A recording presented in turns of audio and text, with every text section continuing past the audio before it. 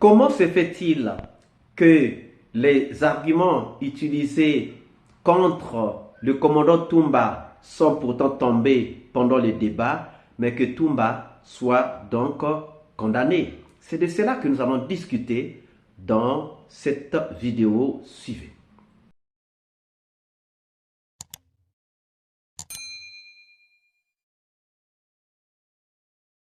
Bonjour, bonsoir, cela dépend de l'heure à laquelle vous regardez cette vidéo.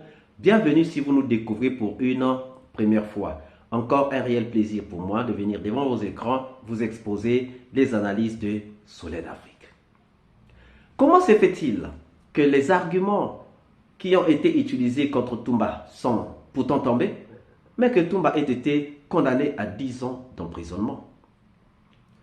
Quels étaient les arguments utilisés contre Toumba? À ma connaissance,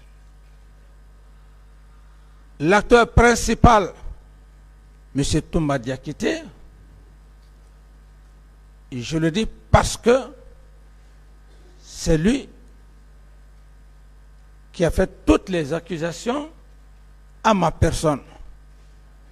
Je ne l'ai pas accusé, mais tout ce qu'il a dit devant votre auguste tribunal, je prends point par point pour essayer effectivement de vous étayer les faits. Alors, Monsieur le Président,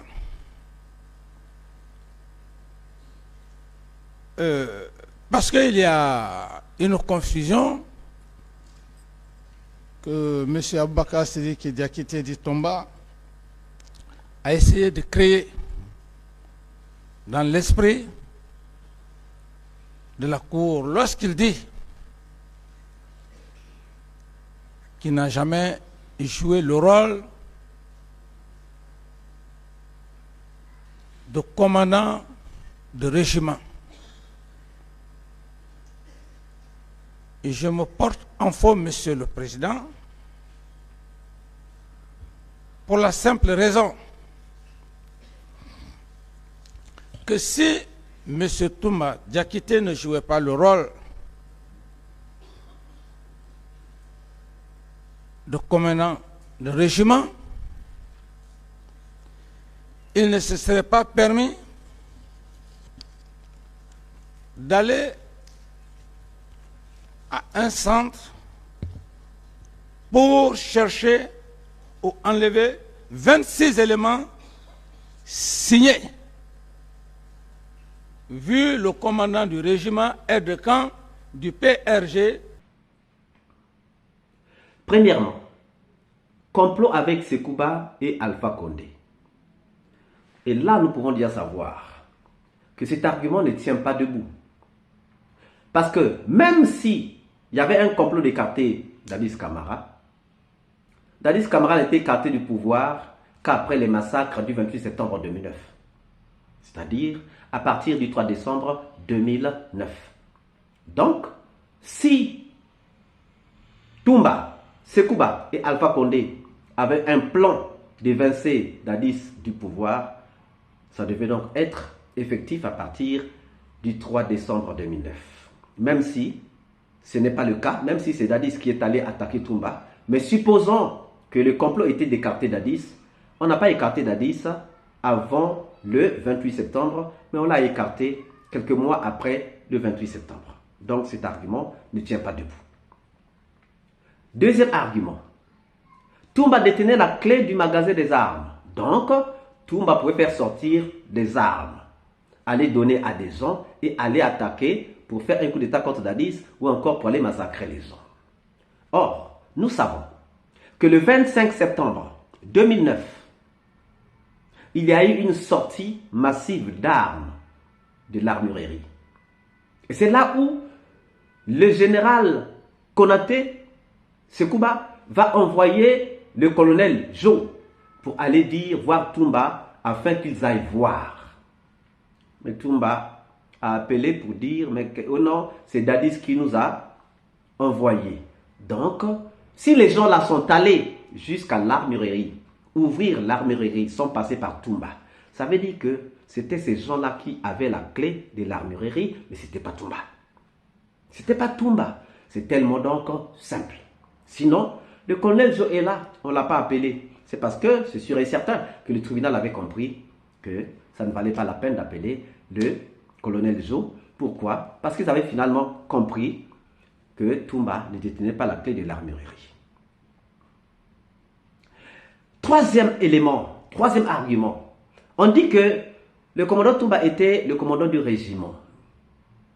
Mais on a posé à Dadis la question de savoir s'il avait un décret. D'abord, comment on devenait commandant du régiment? Il a dit que c'est par décret. Est-ce qu'il avait un décret pour la nomination de Toumba comme commandant du régiment? Non, il n'en avait pas. Il n'en avait pas. Et de toutes les façons, Toumba n'avait pas les prérequis pour devenir commandant du régiment. Donc ça aussi, c'est un argument qui est tombé. Le troisième élément, on dit que Toumba était le chef de Béret Rouge au stade. Si Toumba était le chef de Béret Rouge au stade, combien de Béret Rouge y avait-il au stade? Si vous regardez dans la vidéo de l'arrivée de Toumba au stade, vous vous rendez compte qu'il y a plusieurs Bérets rouges. Mais on nous dit, le même tribunal condamne Toumba parce qu'il était parti au stade avec 8 éléments.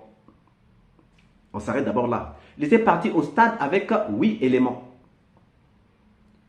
Mais lorsque nous regardons sur la vidéo, ce n'est pas seulement 8 éléments Bérets rouges qui étaient là.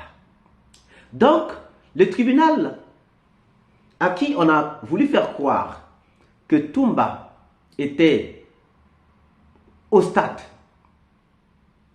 chef de Bérets rouges, comme l'avaient estimé les leaders politiques, aujourd'hui on se rend compte que Toumba n'avait que 8 éléments, même si on pouvait le penser comme ça, même si on pouvait dire que Toumba était sorti avec les éléments, le tribunal lui-même soutient un témoignage disant que Toumba était parti avec 8 éléments au stade.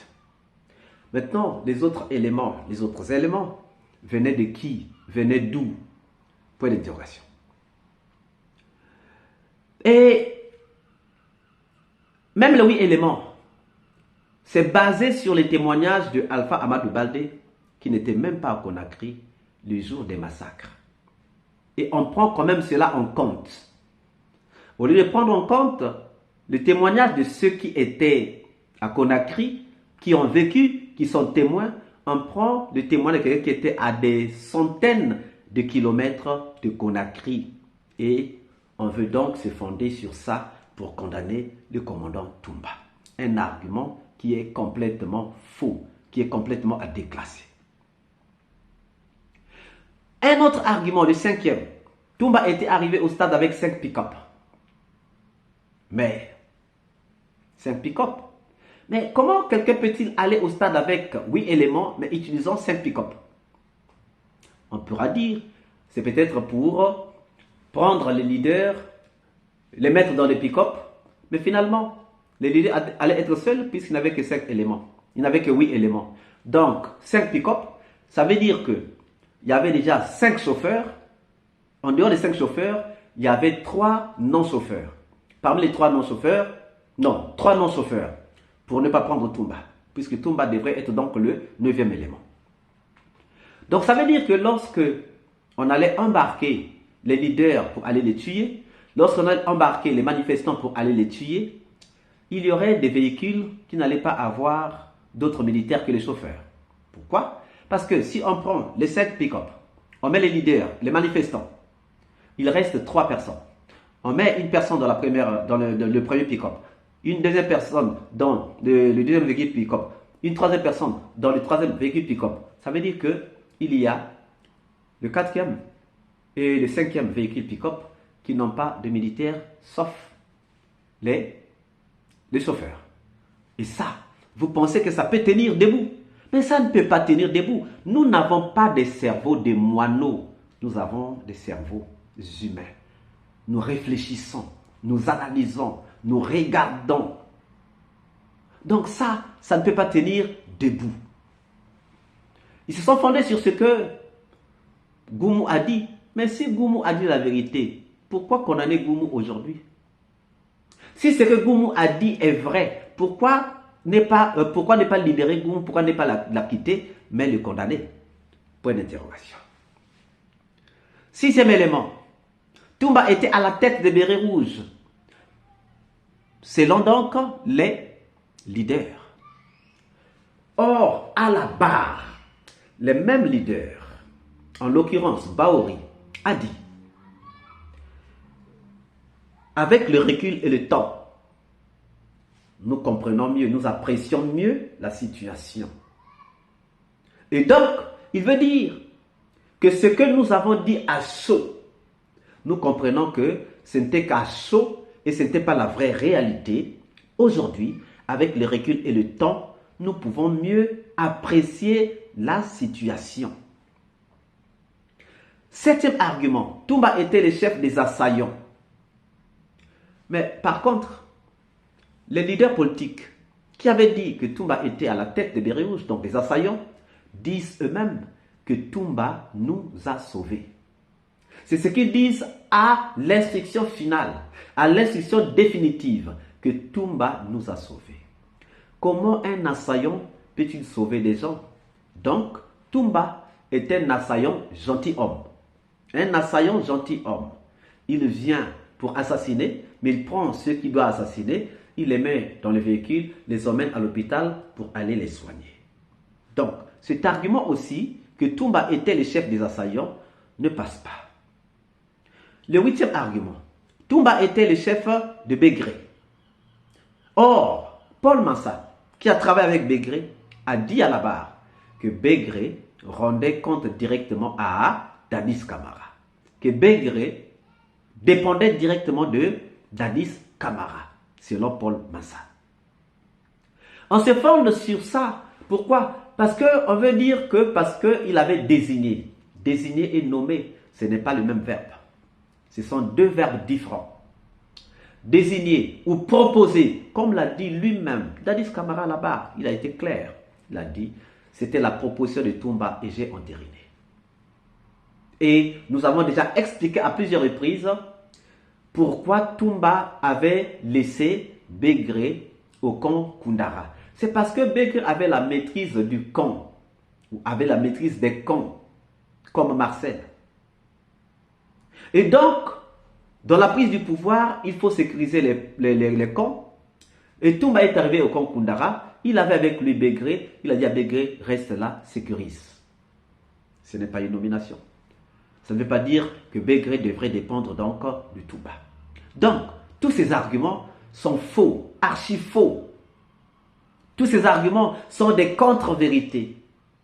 Alors, chers amis, comment se fait-il que les arguments utilisés contre Toumba sont tombés, mais que Toumba ait été condamné à 10 ans? Nous attendons vos réponses dans les commentaires. Si cette vidéo vous a plu, ne manquez pas de laisser au pouce bleu, de commenter, de partager. Si vous n'êtes pas encore abonné, c'est le moment de vous abonner et surtout de ne pas manquer d'activer la cloche de notification afin d'être averti à temps réel de toutes nos prochaines publications. Quant à moi, je vous dis à très bientôt pour une nouvelle capsule. Ciao!